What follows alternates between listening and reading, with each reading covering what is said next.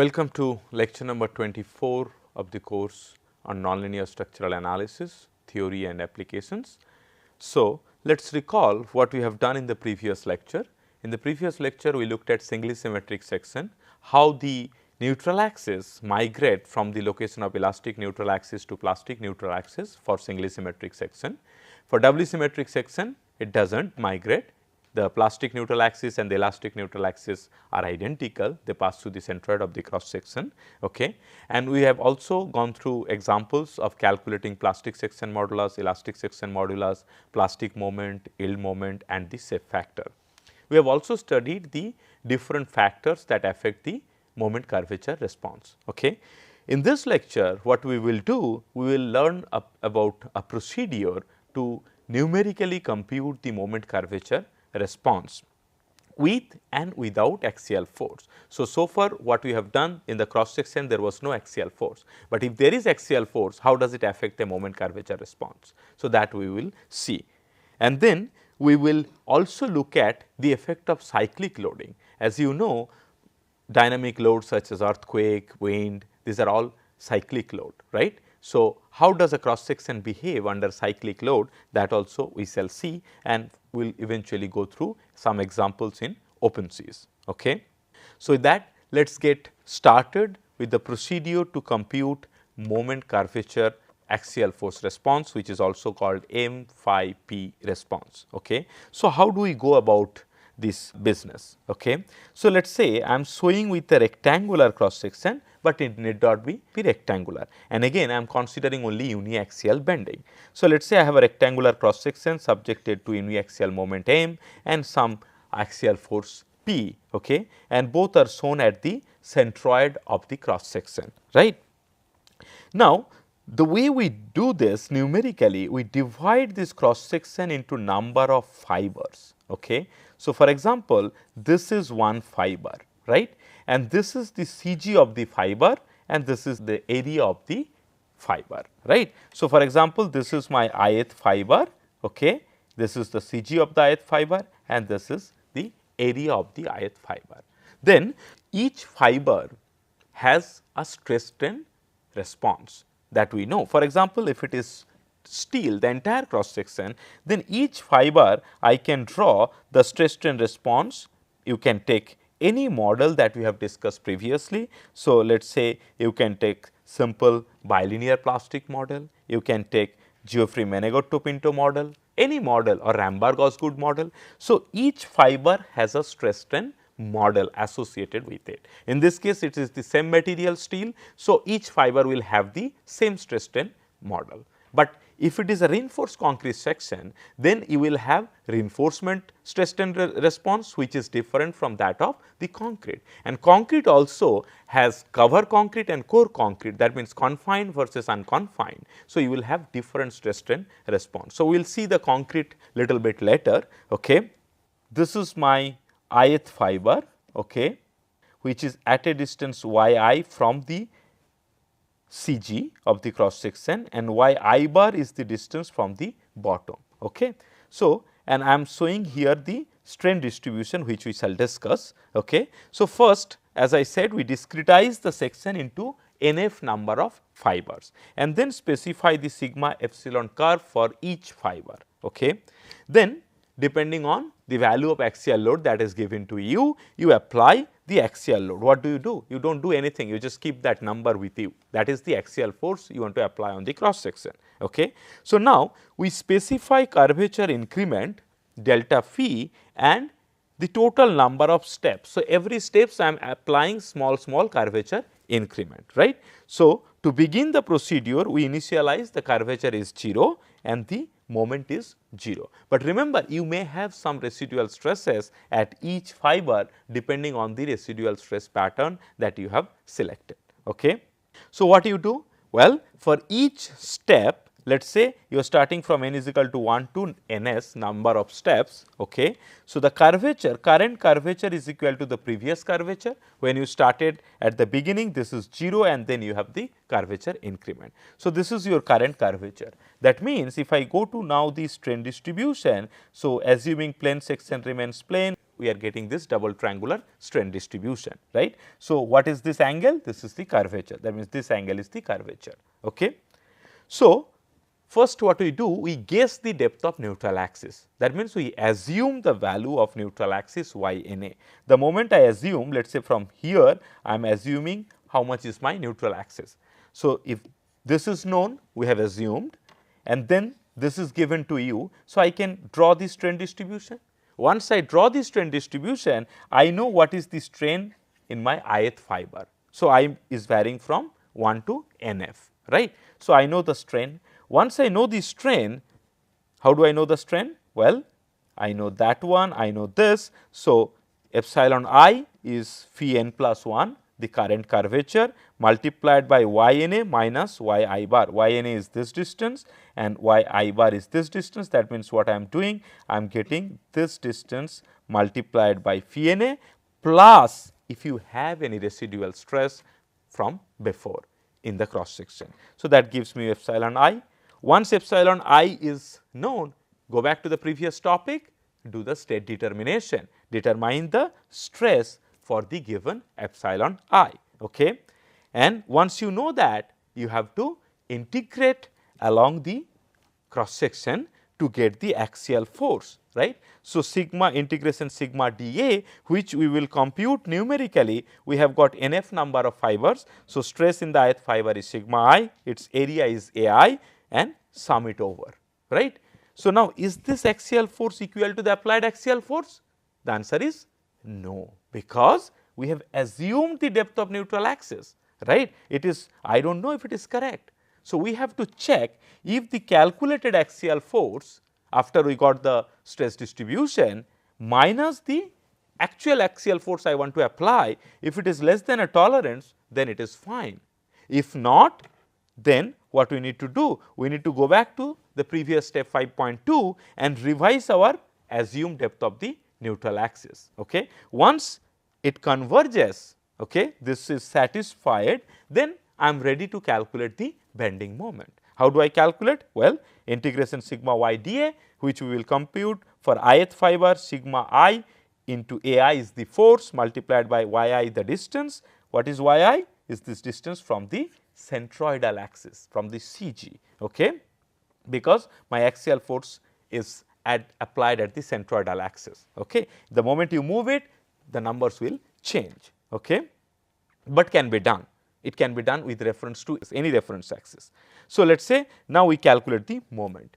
Once we know the moment, I can calculate the strain at the centroidal axis, okay, because often it is necessary, you want to plot the axial force versus axial strain response of a cross section.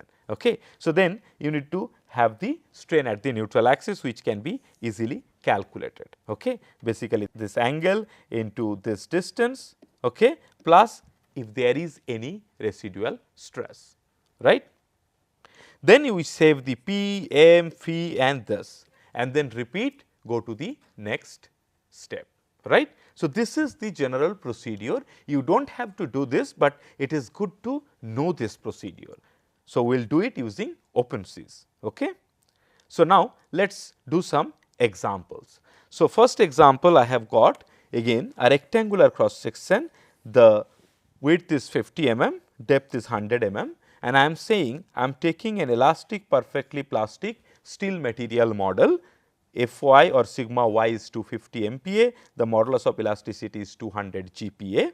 Okay. So, this is discretized as I have shown in the figure into 10 fibers 1, 2, 3, 4, 5, 6, 7, 8, 9, 10. Okay. So, each fiber has a thickness of 100 by 10, that is 10 millimeter. How many fibers do you need to consider?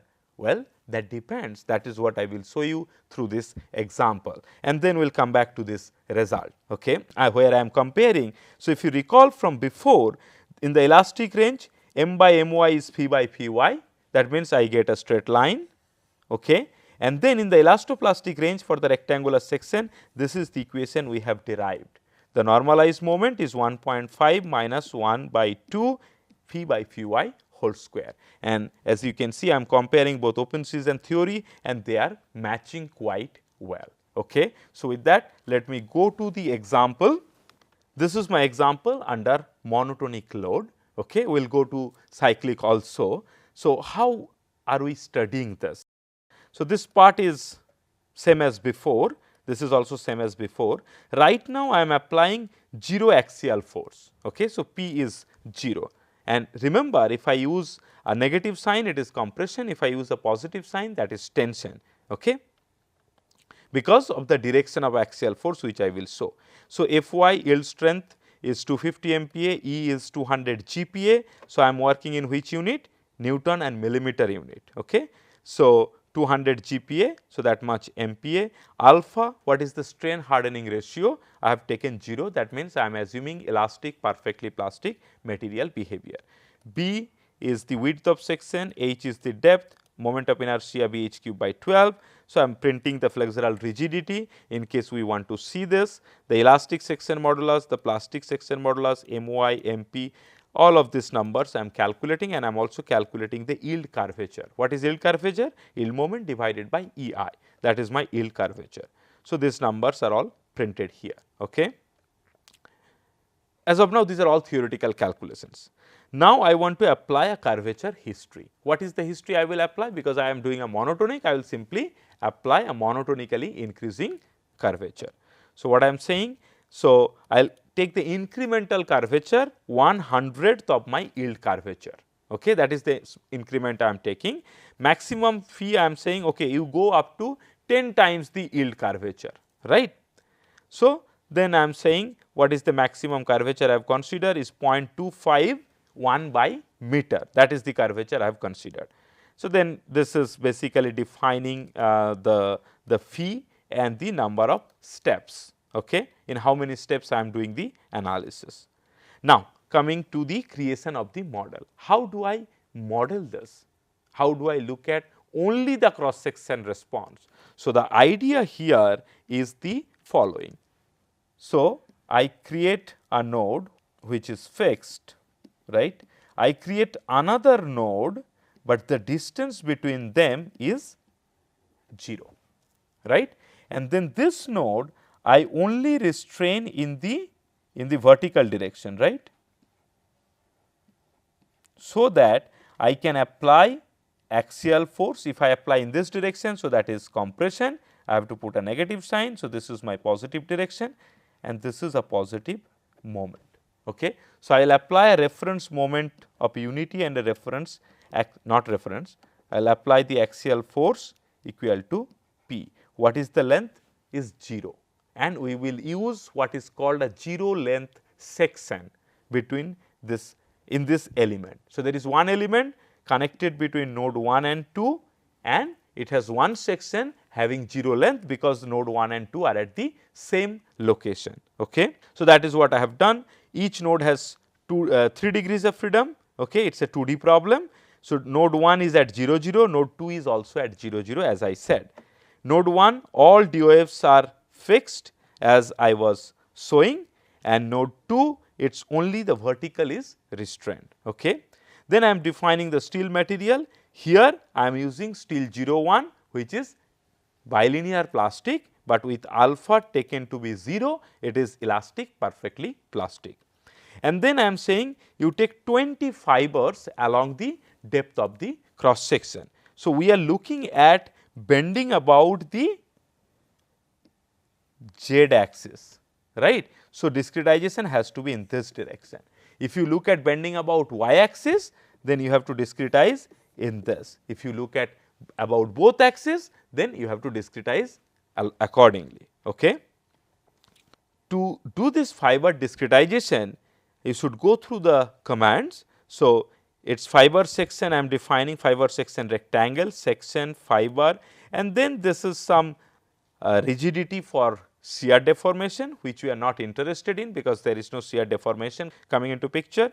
Then the command is patch rectangle, steel material tag, number of fibers in the number of fibers which are parallel to the z axis, right. That means dividing the y direction, and in the other direction it is 1. That means in this direction I have only one fiber, okay, because I am interested in bending about z axis. Then yi, zi, yj, zj. what is yi? Well, yi as I have defined is this minus h by 2 and minus b by 2. So, yi is the coordinate of this point. Okay. So, this is my local yz axis, this coordinate is yi comma zi, and this coordinate is yj comma zj, right. And this has to be taken in such a manner that zj minus zi divided by yj minus yi, this number is positive. Okay. Otherwise, your fibers will be negative and it may not work. Okay. So, for my case that is satisfied. Okay. This is how I have defined, and then OpenSys will discretize when the moment I give here n fiber, right. And this is just taking some different colors, because when I use reinforced concrete I want to show the cover concrete with one color, the core concrete with another color, and steel with yet another color. So, therefore, there is this all color options. Okay. And then OPSV plot, this will show me the fiber section discretization, which is 20 here. Okay. Then I am defining section tag 1, and this is where I define the 0 length section. So, element 0 length section, this is element tag 1, node I is 1, node j is 2, and this is the section. So, we define an element with a 0 length cross section. So, the moment it is the cross section, the element has no length and the cross section is defined by a 0 length cross section, then the rotation is equal to your curvature. Okay. So, then we apply the axial force, which has to be a constant axial force. We are not touching the axial force, we are not changing it. So, I apply a constant time series pattern plane, and this is the axial force where it is applied at node 2 in which DOF? In the x direction, in the positive x direction. So, if you put, if the P is negative, then it is compression, if P is positive, then it is tension. Okay. And then I perform an analysis. Right now axial force is 0, so it does not matter, but if there is a non-zero axial force, you need to perform the analysis. Okay. Then what I am doing, okay, this is the analysis, and these are the analysis setup, very similar to before, which we have not discussed much, we will discuss later on. And then I am applying a linear time series. So, an increasing curvature that I want to apply with a reference moment of unity at node 2, axial 0, vertical direction 0, and then you are applying a unit moment.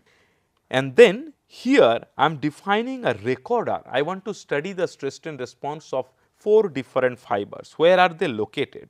Well, I am taking a fiber here, one fiber here, another fiber here, another fiber here and here. Okay. Now, I cannot take it at the end, it has to be at the middle of the fiber. Okay. It has to be at the middle. Okay. So, this has to be here. But if you give the closest coordinate, then OpenSys will pick up the closest fiber. So, fiber top is h by 2 I have given. So, h by 2 is this point, but OpenSys will pick up this fiber and it will give me the stress strain response at the centroid of the fiber. Okay. So, this is the command for the recorder element, element 1 file, this is my file name, then section, fiber section, fiber top is the location, and what is the z coordinate? Well, it is 0, there is only one fiber in the vertical direction, and then the steel material tag and stress strain I am recording. This is the format for defining the recorder. There are 4, so that I am recording top bottom and quarter top and quarter bottom. Okay. Then I am doing the displacement control analysis in n steps. What is n step? I have incremented the curvature by delta phi. Okay. And then I am doing this static analysis, saving the node displacement of node 2 in DOF 3, that means the rotation. Now, like I said, where for a 0 length cross section, the rotation is actually equal to your curvature, and the load factor, you can also record the section force, that is also fine, but load factor is basically the bending moment, because I have applied unit reference moment. Okay. So, then this is saved in the data, and m max is the maximum moment. Remember, the moment is in Newton millimeter, so I am converting it to kilonewton meter, and then I am plotting the moment versus curvature. So, curvature also I have changed it to 1 over meter. So, this is the moment curvature response. So, maximum moment is 31.1 kilonewton meter. I have gone up to 10 times the yield curvature.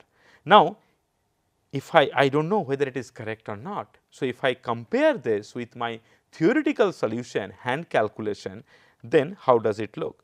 So, you remember what is my hand calculation? This is the formula. From theory, these are the two equations, right. So, if I plot it in normalized space, which is what is done here, okay, that if phi is less than 1, then m theory is equal to, m theory means normalized, is phi normalized, and then otherwise it is 1.5 minus that, basically simply plotting the equation. And once I plot, you see they match exactly well, right. So, the number of fibers that I have taken looks good. Okay. If I reduce the number of fibers, what happens? Well, let us take a look. Okay, before I change the fibers, so this is my moment curvature response that is matching well with my theoretical solution. And then I have recorded the stress strain of 4 fibers at 4 different locations, right. So, this is the stress strain response of the fiber which is not at, I should say near y is equal to 50 mm. That means the extreme top fiber at the centroid. So, you can see this has yielded, this is the stress strain response, it goes to 50 and yield, it is under compression. So, hence negative sign. Then this is the near the extreme bottom or the extreme bottom fiber at the CG, you can see this has also yielded, okay. And we expect the other 2 fibers also will yield, because I have taken it to 10 times epsilon y, where the it has almost reached the plastic moment capacity, okay. And similarly, the at minus 25 millimeter. So, these are all referring to this coordinate system y and z, okay. So, if this is y and this is z, then what is my x axis? So, x cross y is z, right. So, x is towards us, is not it? So, x cross y is z, that means x is coming out of the screen, okay. So, now let me change the number of fibers. So, I go to here, instead of 20, what if I take some, let us say 5 fibers, not 58, 5, and try to run it. Let us see. So, this has automatically changed, right.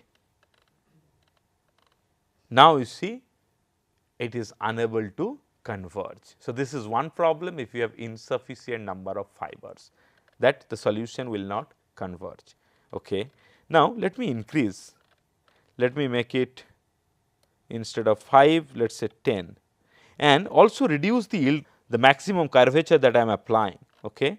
So, instead of 10 times, let me make it, let us say 5 times, right. I do not want to take it to 10 times. So, then it may converge with even less number of fibers. Okay. So, this is the moment curvature. Now, you can see you have got it number of steps, like kind of looking like multilinear, is not it?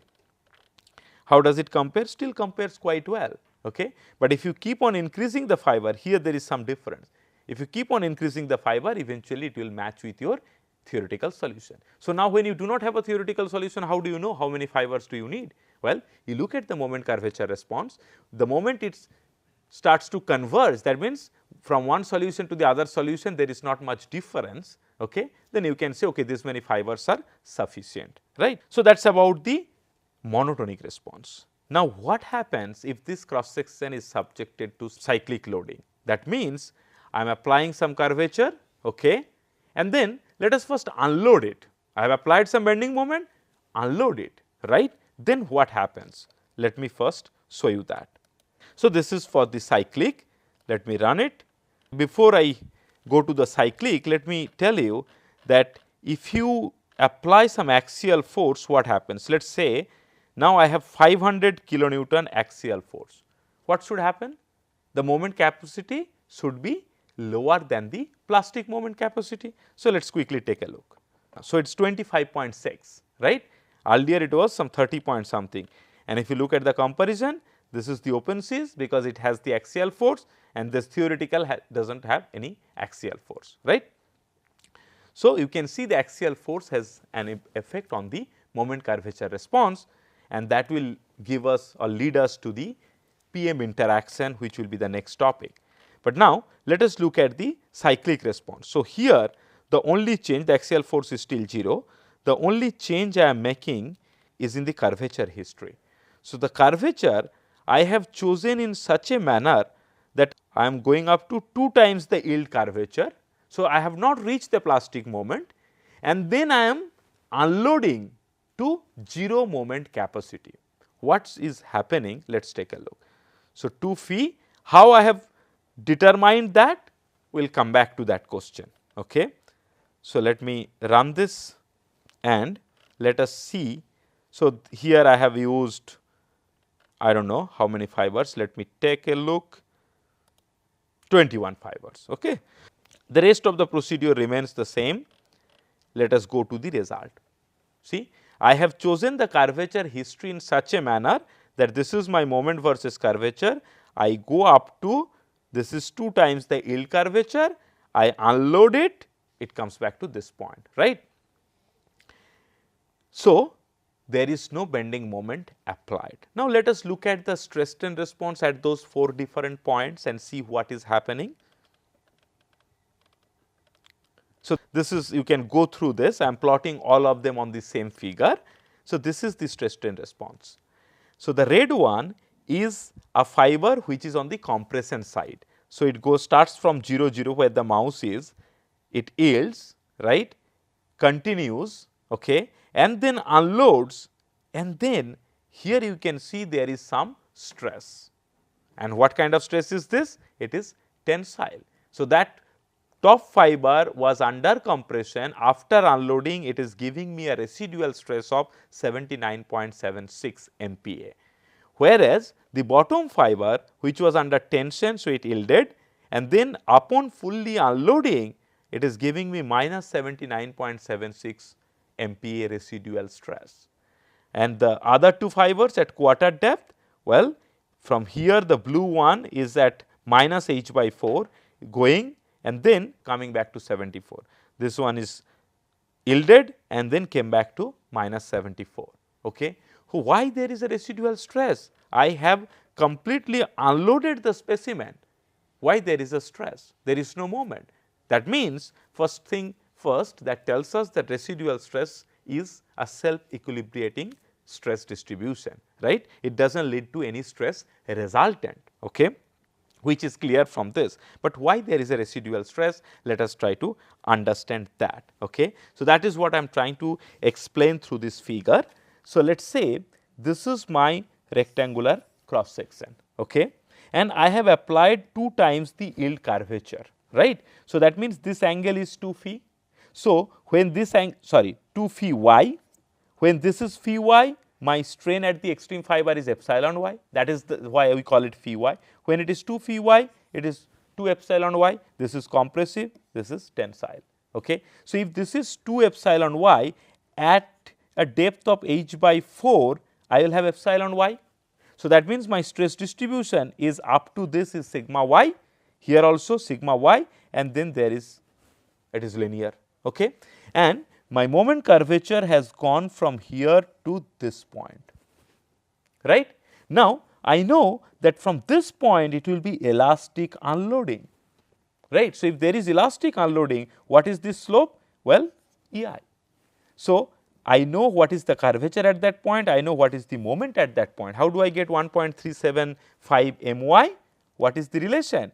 M by my is equal to 1.5 minus 1 by 2 into phi by phi y whole square. So, in this if I substitute this equal to 2, then I get m is equal to 1.375 my.